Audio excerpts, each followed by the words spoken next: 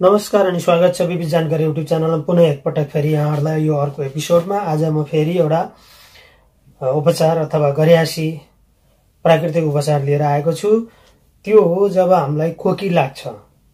खोकी चिसोले पनि लाग्ने गर्छ, शरीरमा अत्याधिक मात्रामा गर्मी भयो, शरीरलाई धेरै जाने भित्रबाट जाने शरीर गर्मी भयो भने त्यसले पनि हामीलाई खोकी लाग्ने गर्छ।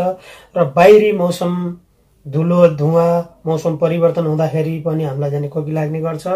र खोकी लाग्ने, घाँटी दुख्ने, घाँटीमा केही निल्न पनि अप्ठ्यारो हुने त्यस्तो हुन जान्छ। त्यसको लागि एकदमै सजिलो घरेयासी प्राकृतिक उपचारको बारेमा म तपाईहरुलाई बताउन गइरहेको छु। भिडियो लामो भए पनि अन्त्यसम्म हेर्नु होला र त्यस्ता समस्याहरूबाट हामीले हाम्रो घरमै केही सावधानीहरू अपनाएर र केही उपचारहरू गरेर जुन घरमै सजिलै मात्रामा पाइन्छन् त्यस्ता चीजहरूको उपयोगबाट, त्यस्ता चीजहरू खाएर हामीले हाम्रो शरीरलाई त्यस्ता ग्रसित गर्ने समस्याहरूबाट जोगाउन सकिन्छ।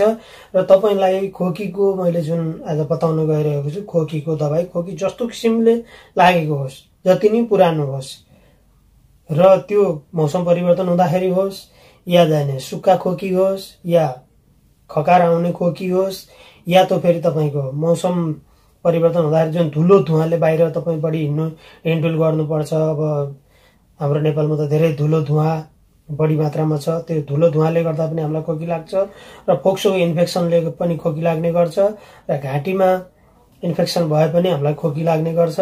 र जुन सुकै प्रकारले लागेको खोकी होस् त्यो खोकीलाई केही दिनमै हाम्रो घरेयासी सामग्रीबाट पूर्ण रूपले ठिक गर्नको लागि म तपाईहरुलाई विधि बताउँदैछु, विधि सिकाउँदैछु, गरेर देखाउँदैछु।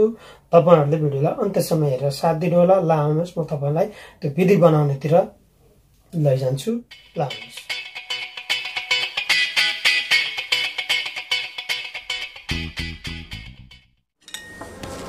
खोकी ठिक गर्नको लागि मैले दुईटा विधि बताउँछु तपाईहरुलाई। र त्यसको लागि पहिलो विधि तपाईहरुलाई देखाउन गइरहेको छु। पहिलो विधिको लागि एउटा कागती लिएर त्यसलाई आधा काटेर आधा कागतीमा यहाँ देख्न सक्नुहुन्छ यो आधा कागती हो। आधा कागतीको टुक्रामा अलिकति नुन, यहाँ देख्न सक्नुहुन्छ यो नुन हो। अलिकति नुन, यो नुन अलिकति 2 चिम्टी जति नुन यसरी राख्ने, यो माथि छर्किने।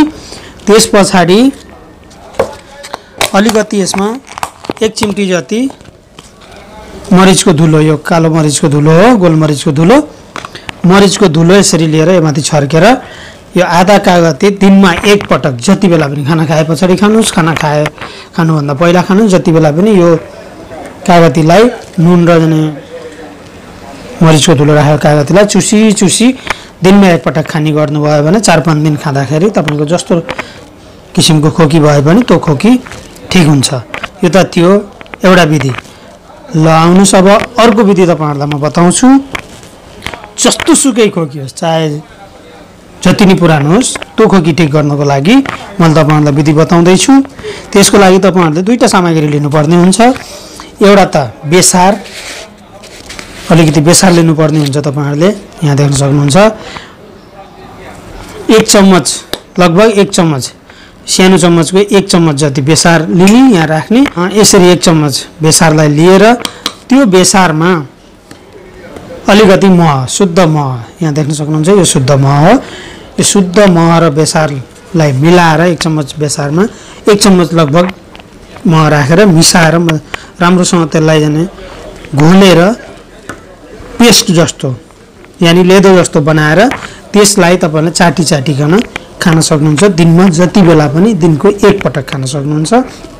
र यो विधिले पनि तपाईहरुको खोकी जति नै सुकै पुरानो भए पनि, जति नै सुक्खा खोकी होस्, मैले अघि नै पनि तपाईहरुलाई भनिहालेँ, जुन किसिम प्रकारको जुनसुकै प्रकारको खोकी भए पनि त्यो खोकीलाई यसले पूर्ण रूपले 8-10 दिन खानुभयो भनेदेखि पूर्ण रूपले ठिक गर्छ।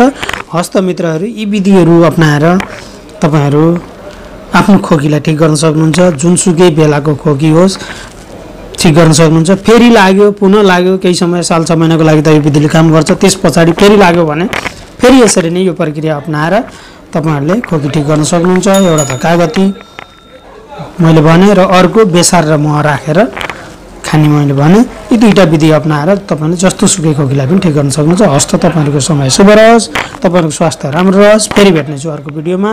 भिडियोलाई लाइक, कमेन्ट, शेयर गर्न नबिर्सिनु होला। हस्त नमस्ते।